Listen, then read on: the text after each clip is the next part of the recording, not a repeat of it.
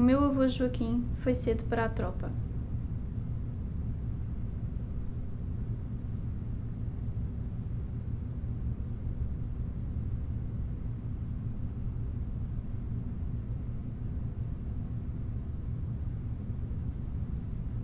Mais tarde, tornou-se caçador. Tinha sempre a caçadeira encostada ao canto do quarto e os cartuchos por perto. Após a morte da avó Maria, passei 4 anos da minha infância com ele. Não havia dia que passasse sem que fizéssemos algo juntos. Éramos o amparo um do outro.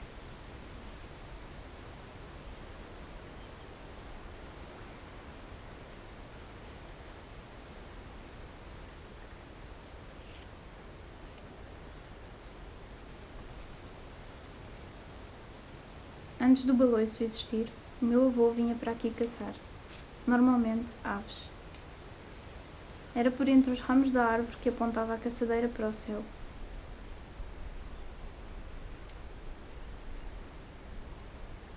O revestimento das imensas folhas era uma das suas camuflagens.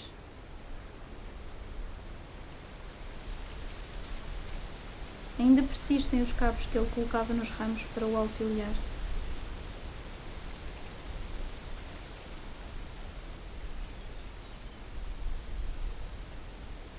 Os anos passaram e o baloiço continua de pé.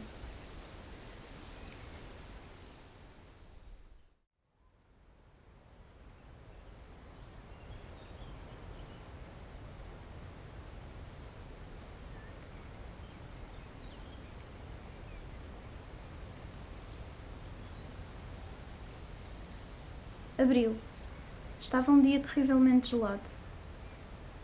O meu avô paterno embebedava-se de novo com vinho do Porto e aguardente e fumava o seu maço de camel diário depois de tomar a medicação.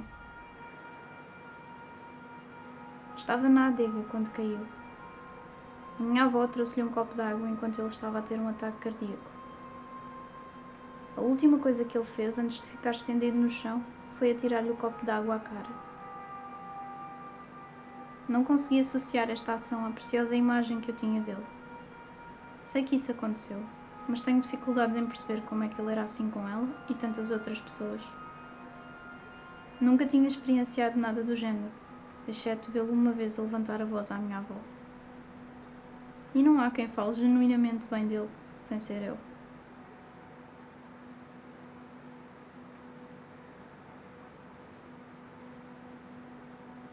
Quando chegámos, vi-o estendido no chão, virado para cima.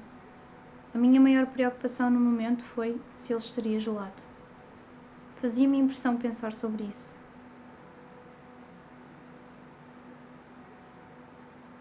Tive vontade de o abraçar, mas nunca mais o poderia fazer. Assim como os desenhos de criança, pelo menos não da mesma maneira.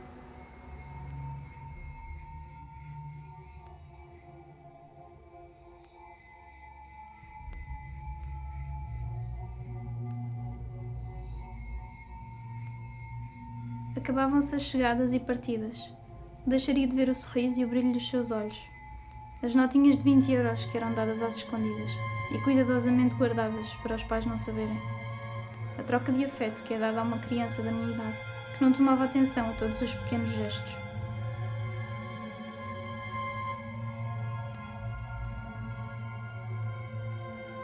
De um momento para o outro, o tempo congelou e avançou.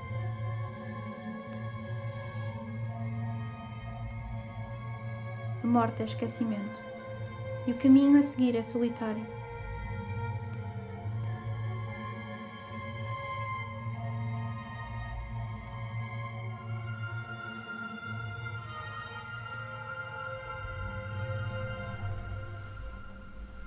O mundo material é tudo o que herdo da sua vida.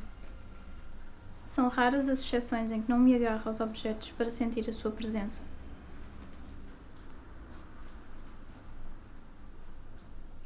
Ignoro o facto de que essa pessoa se decompôs debaixo de um bocado de terra e já não existe. Existe na memória. Mas o que é feito da memória sem o mundo material e imagético?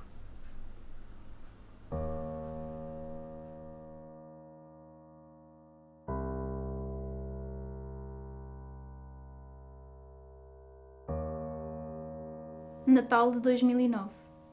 Passavam-se 4 anos desde a morte da avó Maria.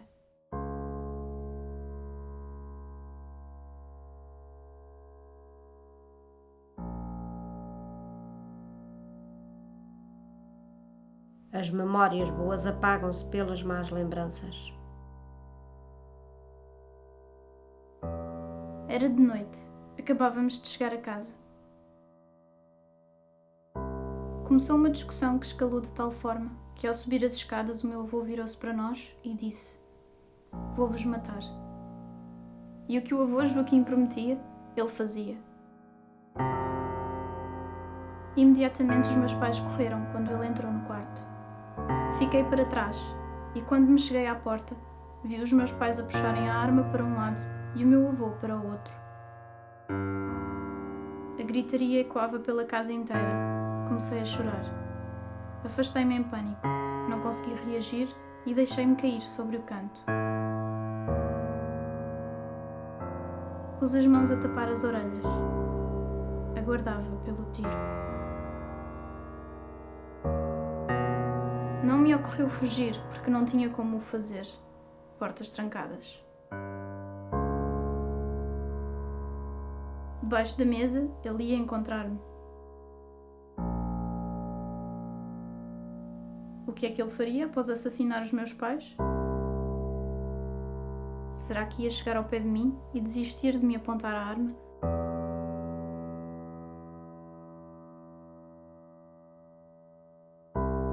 O ambiente acalmou quando os meus pais lhe retiraram a arma.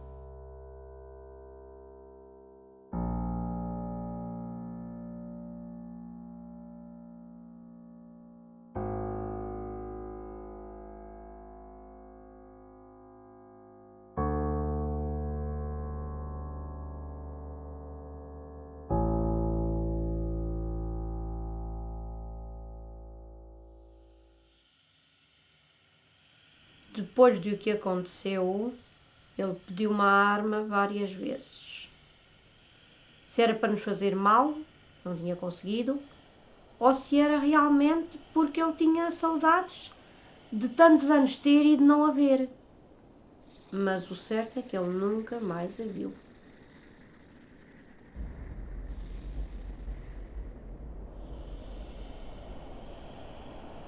Nunca quis falar disso, nunca lhe quis perguntar, nem nunca quis mais mexer no assunto. Mas a verdade é que o trauma está cá.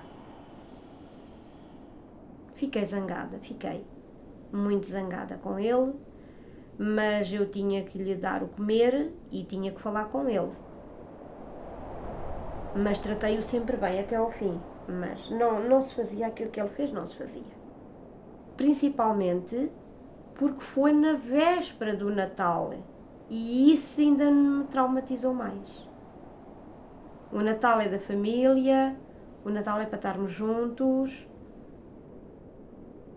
porque se houvesse um motivo, se houvesse uma razão, se houvesse...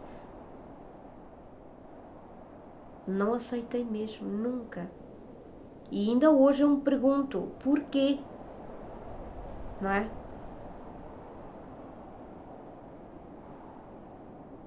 A gente nunca esquece.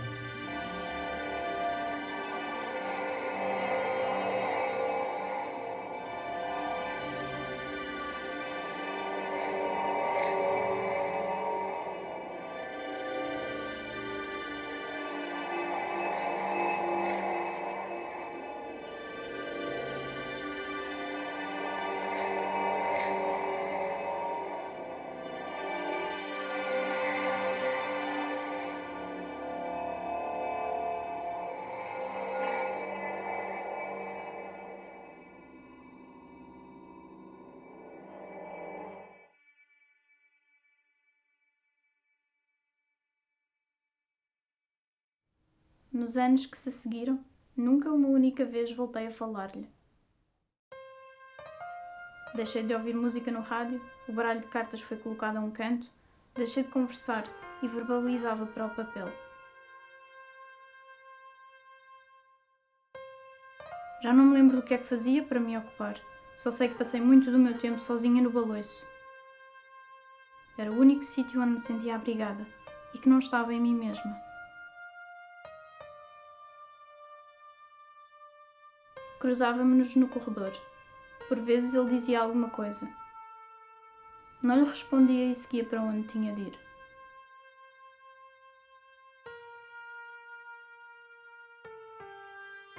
Não me tinha apercebido que tínhamos estado tanto tempo sem falar, até começar a ver datas.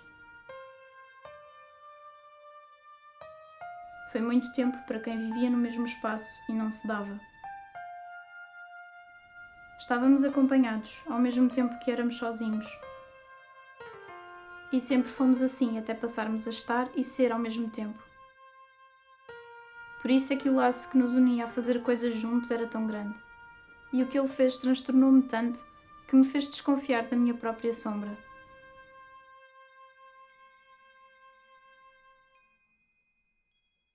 Fevereiro de 2013. Acamada há vários meses, de tempos em tempos, o avô Joaquim pedia à minha mãe para não se esquecer de que o colar da avó Maria era para mim. Nunca em circunstância alguma durante todo este tempo o fui ver. Quando eu ia ao pé dele, conversava, várias vezes ele me disse: olha que o colar, quando eu falecer, o colar é para a Anabela. Foram várias vezes mesmo que ele falou isso.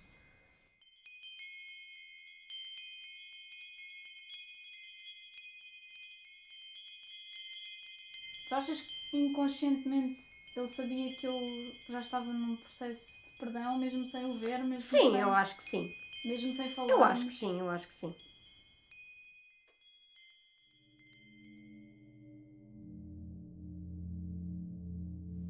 Passei as primeiras semanas de fevereiro a ganhar coragem para falar com ele, porque tinha encontrado forma de o perdoar. Estava à procura do momento certo. No dia em que decidi falar com ele, demonstrei o meu interesse em fazê-lo à minha mãe. Depois do lanche seria. Quando chegámos a casa, a minha mãe dava-lhe o lanche, enquanto eu aguardava inquieta nas escadas. Foi dos poucos momentos na minha vida em que parecia que os meus nervos me comiam viva. Estava mesmo ao lado da divisão, quando subitamente ele sentiu-se mal. Foi feita uma tentativa de reanimação pelos meios de socorro. Sem sucesso, o óbito foi declarado no local. Passei horas sentada no degrau das escadas enquanto assistia ao alvoroço de bombeiros, PSP e funerária, de um lado para o outro, enquanto a minha criança de 12 anos congelou naquele vão de escadas, a pensar em como era tarde demais. Porquê logo naquela altura? Quando seria o momento certo? Porquê é que não falei com ele mais cedo? Alguma coisa ardia em mim. O remorso. A culpa não reside aí, porque precisava de estar preparada. Mas não estava. Como também não estou agora, e nunca vou estar, porque tive de deixar morrer a criança que já se tinha enterrado em mim, onde não existiu espaço para o perdão. Tive de fechar esse capítulo, do mesmo modo, quando abruptamente deixei de me dar com ele.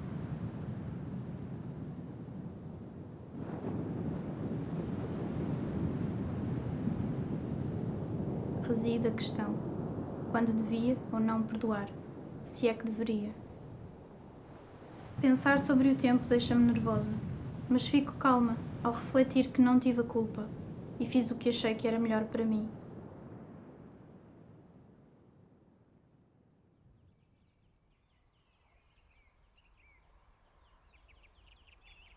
Mas é aí que reside a nossa existência como seres, com os erros, as vivências e experiências.